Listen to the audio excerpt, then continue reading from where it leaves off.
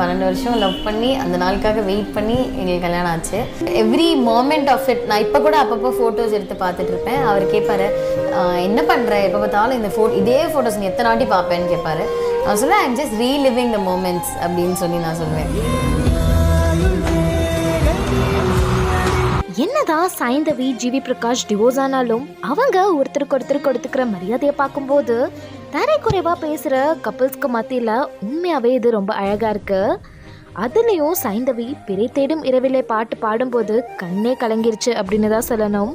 இதில் ஹைலைட்டான விஷயம் என்ன அப்படின்னா, பிறை தேடும் இரவிலே சைந்தவி பாடும்போது கரெக்டாக உனக்கென மட்டும் வாழும் இதயமடி அந்த லைனை ஜிவி பிரகாஷ் யாருக்குமே விட்டு கொடுக்காம டக்குன்னு பாடின அந்த மூமெண்ட் ரொம்ப கூஸ்பம்ஸா இருந்தது. கல்யாணத்துக்கு முன்னாடி ஒரு இன்டர்வியூல சைந்தவிக்கு இந்த பாட்டை ஜிவி பிரகாஷ் டெடிகேட் பண்ணியிருப்பாரு.